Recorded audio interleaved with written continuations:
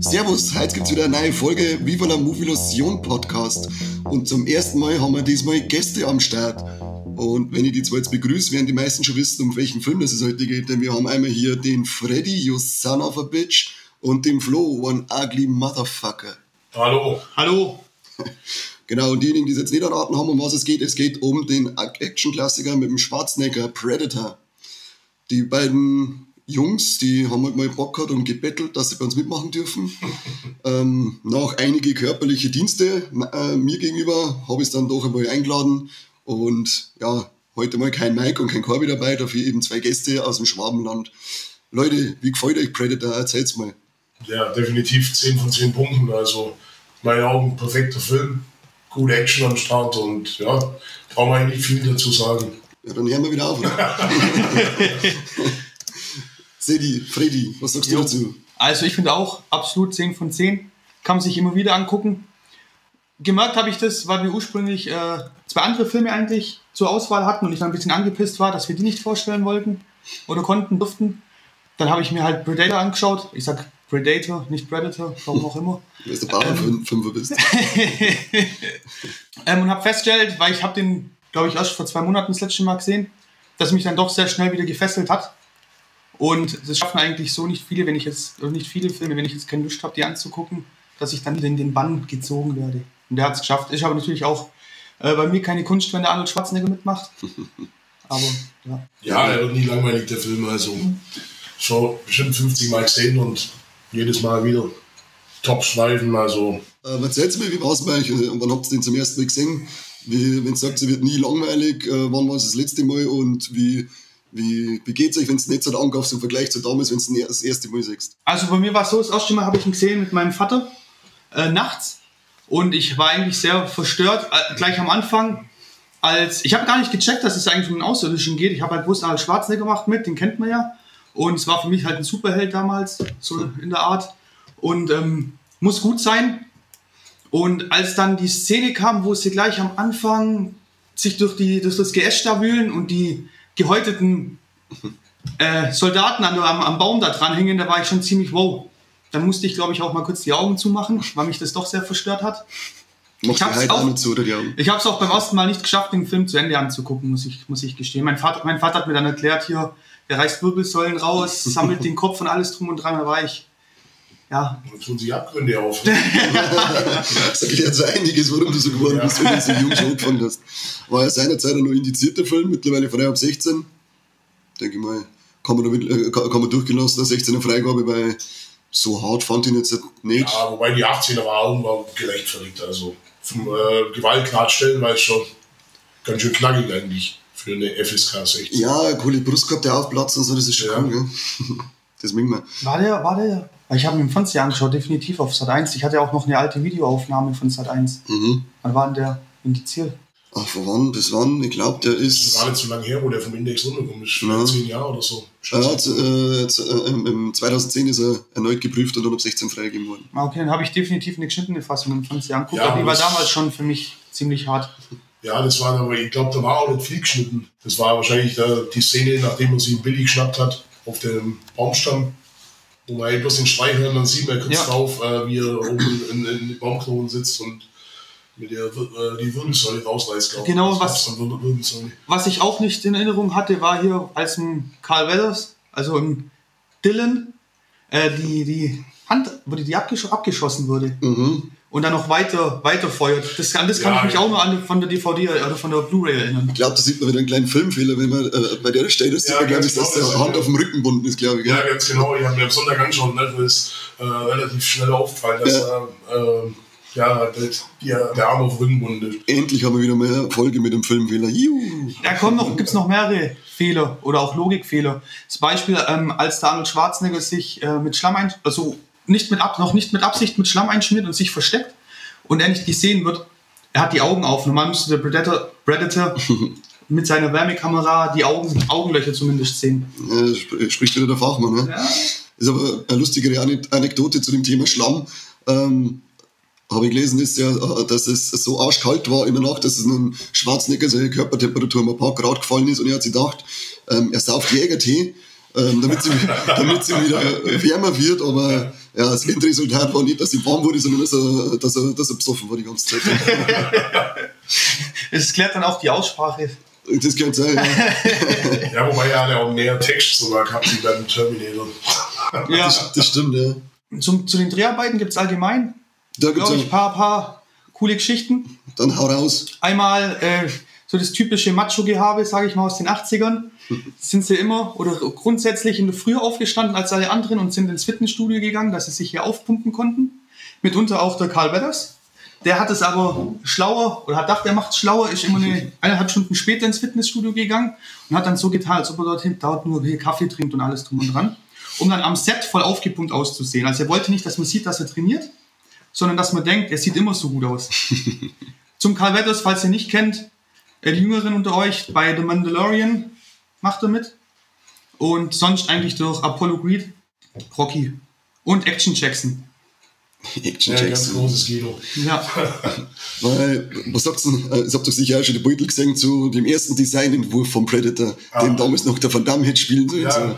Es gibt, glaube ich, auch Aufnahmen mit dem Van Damme. Ja, es gab ja diese Testshoots, glaube ich, mit Van Damme und das ist das Kostüm. Ja, hat halt irgendwie nicht so passt. Das Design an sich ist schon cool, aber Van Damme ist einfach zu klein für einen Außerirdischen oder um einen Außerirdischen zu spielen. Und vom Design her, das haben wir die Tage schon mal gehabt, dass es, also ich fand das ursprüngliche Kostüm sah aus über den Film Genetic Code. Den komischen Schlangen-Hundekopf mit Ohren, Augen in der Mitte. Genau. Ganz komischer Typ. Also dann mit seinen, wie groß ist er? 1,78 Meter oder so? Ja, eher weniger, glaubst du da. Ja, mittlerweile, weil er älter geworden ist. Ja. Ist er dann austauscht worden durch einen Peter Hall. Der hat dann den Predator gespielt mit 2,20 war das, 2,20 Meter war es dann doch ein bisschen furchterregender, wenn der Predator, wenn es größer ist als die ganzen aufgeblasenen Muskelsäcke. Sieht man auch am Ende nochmal den Peter Hall als der Helikopterpilot, der dann da am Schluss rumfliegt. Leider recht jung schon verstorben, ich glaube Anfang der 90er ist der. 91 ist der ja verstorben. Ja. Mhm. Hat, glaube ich, auch im zweiten Teil den Predator nochmal gespielt. Das war's ja dann, oder? Nein, ich glaube, da war dann schon. Predator 2 war von 92, oder? Bin mir jetzt auch nicht mehr sicher. Und ich glaube, da hatte Kevin Peter Hall schon gar nicht mehr gelebt. Bin mir jetzt aber nicht sicher, wie gesagt. Lass mich gerne eines Besseren belehren. Was man auch sagen kann hier zum Ursprungs-Predator, Jean-Claude Van Damme, er wurde eigentlich genommen, weil es so agil war. Dann haben sie im Kostüm weil es so klein war, Stelzen eingefügt und alles. Und es hat sich herausgestellt, der Typ kann jetzt einfach gar nicht mehr sich ordentlich bewegen, hat auch ein bisschen, glaube ich, mimöschenhaft am Set sich verhalten. Ja, Merkel ist glaube ich, sogar ohnmächtig geworden, oder? Alle haben viele Probleme gehabt mit der Kälte, dann auch in der Nacht und er war der Einzige, der gejammert hat, weil ihm zu heiß ist in dem Scheißkostüm. Was aber für seine Karriere jetzt nicht sonderlich schlecht war, weil er wurde dann direkt von Canon weggecastet und man hat mit ihm ein Bloodsport gedreht. Auch ein sehr empfehlenswerter Kult-Action-Film meines Erachtens nach, über den wir uns auch mal gerne unterhalten könnten. Muss das eigentlich auf Nummer einladen? Ja, oder nicht? Wir zahlen auch. Okay, ja, da verhandelt man dann wieder über die körperlichen Dienste, die ihr dafür macht. Wie findest du eigentlich jetzt allgemein, so wenn man die 80er Jahre Action-Affen anschaut, alle aufblasen, glänzend, muskulös, Homoerotik, Freddy ist ja dein Fachbereich. Ja, ich finde es gut. Findest du sowas homoerotisch oder findest du das einfach nur männlich? Ich finde es männlich und ästhetisch, wenn ich ehrlich bin. Ja? Also auch, wo sie dann, natürlich ist es total übertrieben, wenn sie anfangen, hier die Fallen zu bauen und die Hälfte sich auf einmal oben ohne auszieht, mitten im Dschungel. Wenn man weiß, im echten Dschungel würde ich das nicht machen, wenn ich dann zerstochen wird von irgendwas. Aber es ist natürlich schon gut an. Also no homo, ist natürlich schon schön ansehbar, wenn hier die Muskelprotzen anfangen, eingeölt wie sie sind, die Fallen aufzubauen und sich da aber die waren ja nicht so krass aufgepumpt wie jetzt so die Bodybuilder heutzutage. So damals, klar, Schwarzenegger war schon gut definiert, aber er hat jetzt keine Ballons gehabt, dass er seine Arme nicht mehr runtergefahren hat oder so. Das stimmt, wobei in der geilen Handschlag Dylan, You Son of a Bitch-Szene schaut schon aus, als hätte ein Ballon im Arm beide drin. Das ist, glaube ich, so die richtig geile Macho-Szene der 80er überhaupt. Einfach nur ein paar Sekunden lang auf die 2 fetten Bizepse draufhalten. Bizepsen, oder wie ist denn jetzt? Bizepsen, ja. Bizepsen, ja. Wir haben ja vorher schon über ein paar Anekdoten eben geredet. Was fällt euch nur so für coole Geschichten ein, die ihr im Hinterkopf habt zu dem Film? Also definitiv die Story mit Sonny Landham, dass wir halt einen Bodyguard einstellen haben müssen. Und zwar nicht, um auf ihn aufzupassen, sondern auf den Rest der Crew, um den Rest der Crew vor ihm zu beschützen, weil er war wohl sehr streitlustig und ja, so ein Kneipenschläger halt. Und deswegen haben wir halt dann die Produktionsfirma oder die Versicherung hat er gesagt, okay, wir brauchen für den Typ unbedingt einen Bodyguard, dass der halt schaut, dass der keine Scheiße macht. Leider auch schon verstorben. Ja, ist vor 2 Jahren. Vor 3 Jahren ist verstorben. Ja. Auch eine richtig coole Anekdote, wie ich finde, die wieder total in dieses Macho-Klischee reinpasst, ist, wenn erzählt wurde, oder Jesse Ventura felsenfeste Überzeugung ist, sein Bizeps sei größer als der von Arnold Schwarzenegger. Und die haben, glaube ich, um eine Flasche Champagner gewettet, dass es so sei. Und der Arnold Schwarzenegger hatte das Maßband vom Jesse wohl, wie nennt man es, präpariert. So dass dann zuerst der Jesse Ventura natürlich hier 2 Zentimeter größeren Umfang hatte. Und dann, als es hart auf hart kam, war er 8 Zentimeter kleiner. Also der Bizeps. Das war die offizielle Messung dann. Ja. Der Shane Black hat ja sogar in den Drehpausen, die hat er genutzt, dass er Last Boy Scout schreibt. Shane Black, Hawkins. Einfach nur nebenbei schnell mit dem Film drehen, gleichzeitig einen Film schreiben, auch nicht schlecht. Und mit Last Boy Scout auch ein ziemlich geiles Ding rausgehauen dann. Wurde auch, glaube ich, nur reingecastet, damit man das Drehbuch eventuell umschreiben hätte können. Nicht? Ja. Er hat auch Lethal Weapon geschrieben. Mhm. Auch ganz großer Klassiker. Und Predator Upgrade. Verbrochen, so mehr oder weniger. Ach, das war doch gar nicht so schlimm, wie alle sagen. Ja. Also bei weitem kein richtig guter Film, da voll so weit weg, aber weil so für einen Verkater. Stumpfe Unterhaltung. Ja, genau, stumpfe Katerunterhaltung für Sonntagnachmittag, würde ich sagen. Also für heute. Ja, genau. Müssen wir kurz noch Props an Mike raushauen. Wir haben gestern seinen Junggesellenabschied gefeiert und vielleicht hört man es auch in unseren Stimmen, die sind ein bisschen geschädigt davon. War lang und intensiv, ja. Massiv intensiv. Ja, genau, massiv intensiv. Maskulin war es auch ziemlich. Ja, das stimmt allerdings. Testosteron war in der Luft. Habt ihr gelesen, wie das Blut vom Predator gemacht worden ist mit Knicklichter und Gleitgel? Ja. Ich frage mich, für was die überhaupt auf dem Set die ganze Gleitgel gebraucht haben. Ja, naja. Ja, das sind wieder Mutmaßungen, das lassen wir jetzt mal. Haut's ein bisschen raus, was habt ihr noch für Geschichten zu erzählen? John McTiernan, Regisseur, meine ich dann auch Stirb langsam gemacht zu haben. Zum Cast selbst bleibt noch zu sagen, dass zumindest einer 100%ig in Vietnam beteiligt war, und zwar der Poncho. Ich weiß jetzt nicht, wie der Schauspieler heißt. Hat auch gemeint, während der Dreharbeiten mal so ein bisschen Dschungel-Flashbacks bekommen zu haben. War keine schöne Sache, denke ich. Ja. Auch bekannt, Jesse Ventura er sagt selber, oder wurde zumindest behauptet, dass er Navy SEAL sei. Stimmt so nicht ganz. Er war bei der Navy, hat dort auch eine Zeit lang sich verpflichtet, ist ausgestiegen, wurde dann aber als Reservist auf die Navy SEAL Reservistenliste gesetzt. Hat wohl auch die Navy SEAL Ausbildung begonnen, aber nicht abgeschlossen. Wie es bei ihm aussieht mit Vietnam, kann ich nur mutmaßen, weiß ich nicht 100%ig. Ich meine, im Making-of mal hat er gemeint, für ihn war es wieder so, als ob er zurück war. Also kann ich mir durchaus vorstellen. Ja, würde ja allein schon vom Alter hinhauen. Ja. Also die Jungs waren wahrscheinlich dann schon wieder damit. Weil da gab es ja nicht so viel, will ich oder will ich nicht. Ja. Hat es keinen Gay-Schein jetzt erwähnt. Ja, genau, jetzt ist ungeheim, was auch so kosten. Ich habe noch gelesen, sie waren ziemlich durchfallgeplagt, alle. So Dschungelkrankheit halt. Ja, das Hotel, in dem sie da geschlafen haben, hat anscheinend ein Problem mit verunreinigtem Wasser gehabt und haben dann alle Fettflüssigkeit gehabt am Set. Ja. Stell mir nicht so cool vor, wenn du im Dschungel draußen am Drehen bist. Das muss an sich jetzt von Hause schon ziemlich anstrengend gewesen sein. Eben zuerst scheiß heiß und danach scheiß kalt. Sie haben anscheinend sind fast immer irgendwie schräg gestanden, sprich immer das Körpergewicht so blöd auf einen Fuß lagern müssen. Also wie Hanghühner. Ja. Und dann kriegst du zusätzlich auch noch Flüssigkeit, stell mir nicht cool vor. Nee.